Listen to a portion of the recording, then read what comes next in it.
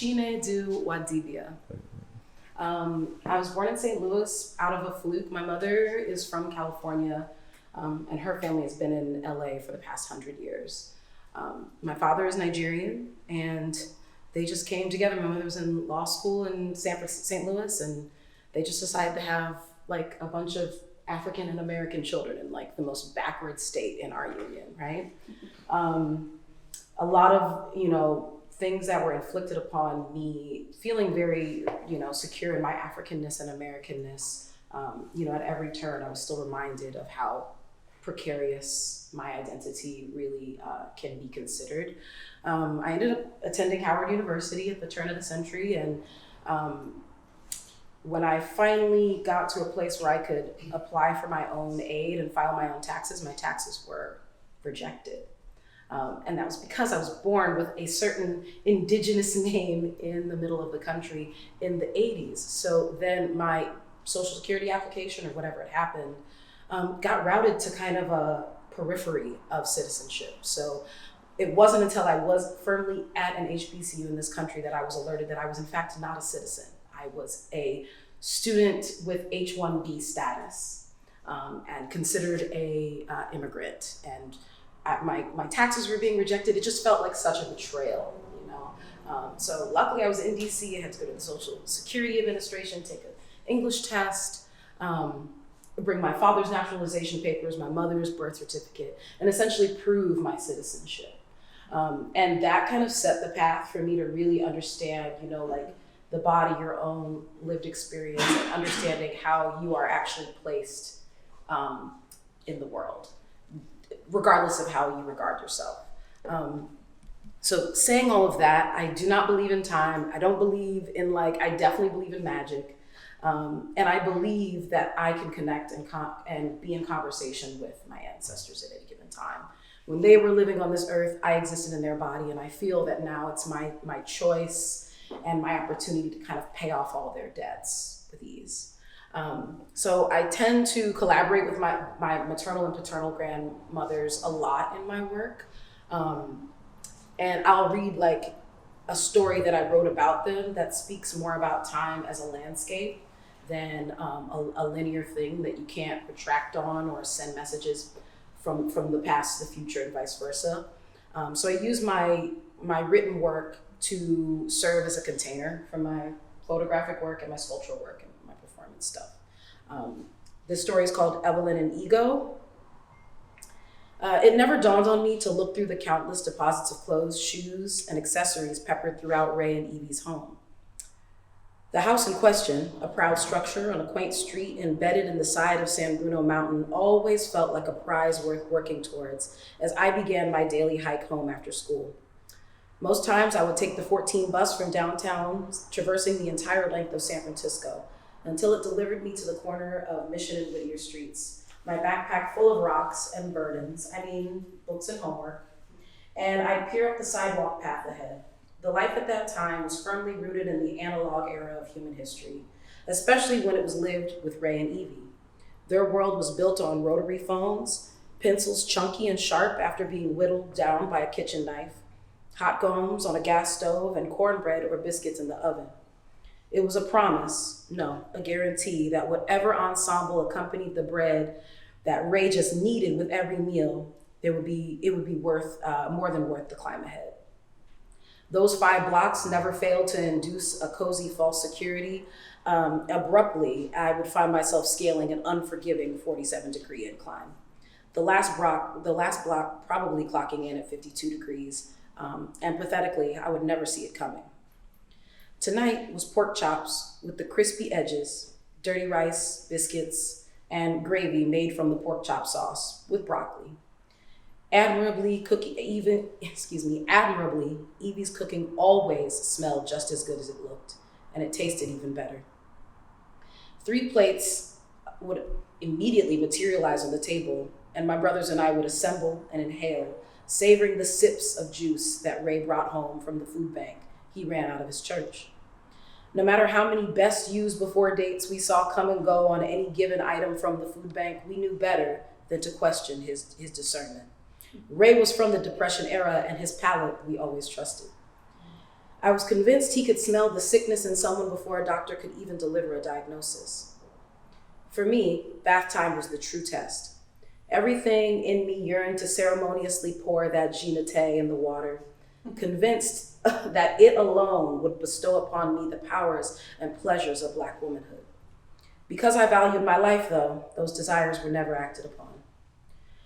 By pushing the 2 twin bed frames together and employing a queen mattress to form the bond, Evie had found a way to free her bedroom from the Lucy and Desi sleep sensibilities of her day. I was ready for my nightly ritual. My brothers would always fall asleep first because they were weak, while I would turn my back to her and stare and wait. I would fix my gaze on Evie's most prominent closet, a space so full of Sunday hats and Monday shoes that the door was permanently ajar. The slice of darkness that wedged itself between the door and the frame became a nighttime co-conspirator, signaling to me when it was safe to slowly turn and catch some of the late night television that Evie predictably played on me. Cautious, calculated, I would turn, my eyes still shut tightly, to fully immerse myself in the con. And once settled, I would open them just wide enough to see Arsenio laughing with that night's guest. His toothy, animated face would become quite debonair as he looked straight at me. I'm positive he was looking at me. And he would say, "Chi-Chi, it's time to go to dreamland." And that was just fine. I hated going to sleep, but I loved going to dreamland, excited to visit my favorite person there, Ego. I loved walking to her house barefoot, letting the red clay cushion my feet and moisturize as I walked past the masquerades and the markets, the smells of jollof rice and smoking stockfish wafting, a promise of what would wait for me at Ego's. I prided myself on knowing exactly how to get there all on my own, doubly proud when I arrived and she would marvel at my independence and intelligence. We would stand in the doorway, hug and say, "Come in, my darling, my Ada, my first girl." The food and laughter were always rich and never made it easy for me to leave at sunset in order to make it back to Evie's by sunrise. Solemnly, we would get up, walk back to the door, lingering in the threshold where she would press about 20 Biafran pounds into my hand, ball my fist, and curling my fingers over the bills, sending me on my way. Time spent going back and forth between Evie's and Ego's sprinted on, reliable and consistent. A familiar spread of gumbo, egusi, soup, beignets, fufu, pecans, kola nut, and a shit ton of white rice united both homes. These aromas and flavors never failed to leave me feeling loved and protected. Sometime during my first month at Howard, I called Evie, who cheerfully answered on the third ring like clockwork, and told me that she put a little something in my bank account. A rare, if not unheard of occurrence. When I got to Ego's that same day, I could hear laughter bouncing around in the house and out the windows, which was odd because Ego never had company when I was there.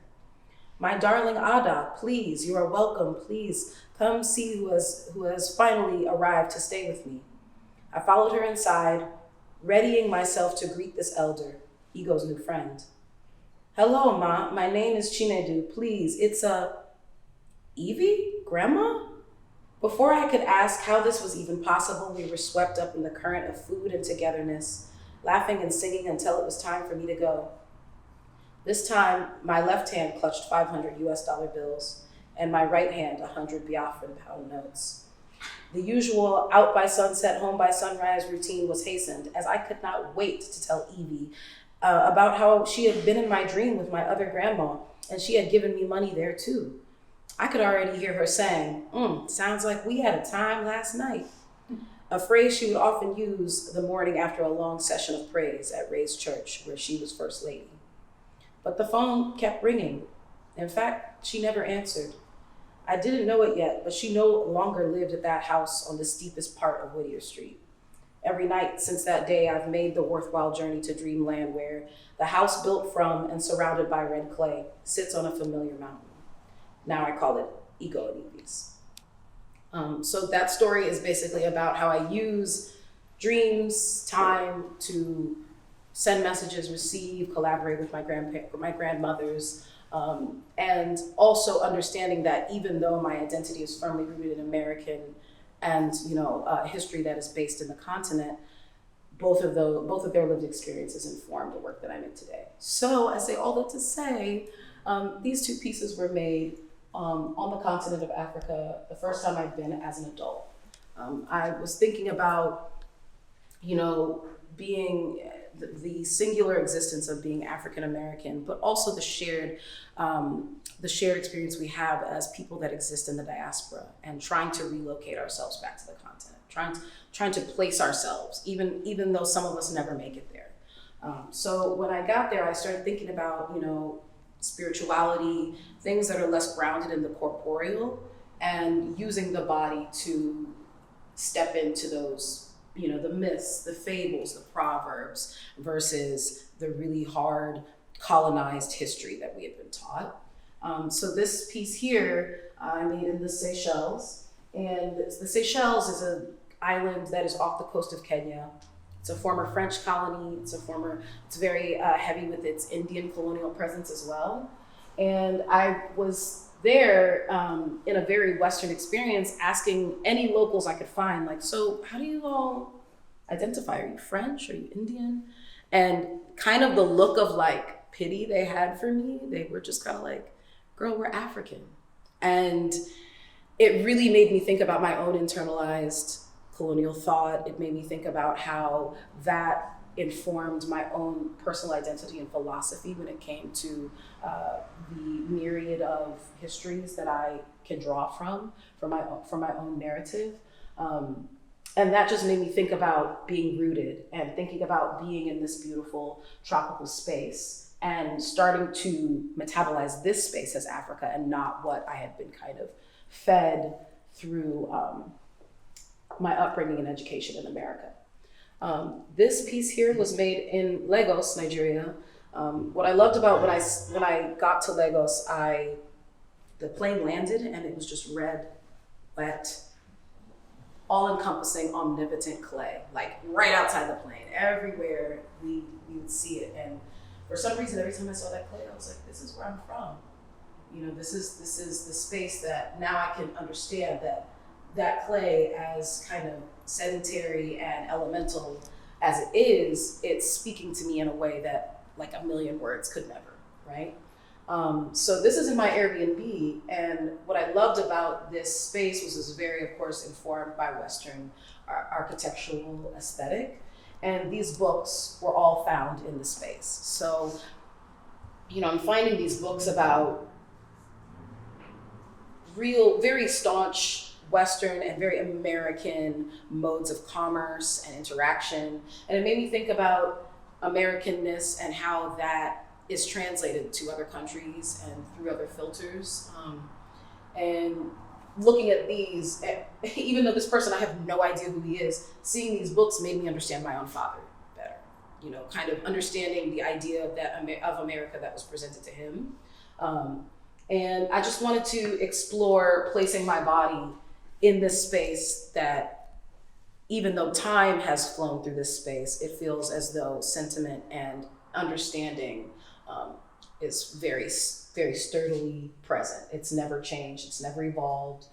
It just kind of gets new masks, new faces. And just thinking about how I could kind of figure a logic from Western aesthetic and the infiltration, as you so beautifully were saying, of American, I don't even want to say, I think infrastructure is the word that I'm looking for, American infrastructure, and how it kind of subconsciously is esteemed over the continent and the richness that it brings. And then the last night in Lagos, the owner of the Airbnb surprised us.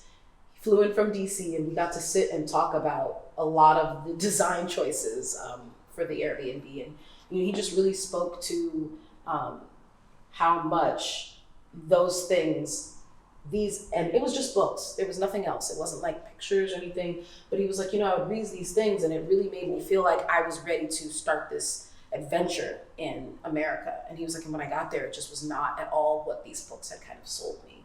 And it made me think about a lot of like Western propaganda and the things that we align ourselves with that work for certain people, but don't work for, you know, the people that aspire to it. And I think lastly, I'll say thank you to Storm, because I made this work in 2019 and then ended up going to grad school. And I no longer make work like this, but it serves as such a foundational space for the things that I'm really interested in now. And now seeing it with Anthony's work in between, there's so much more conversation that I'm really excited to explore through it. But thank you for listening to my stories. That's about it.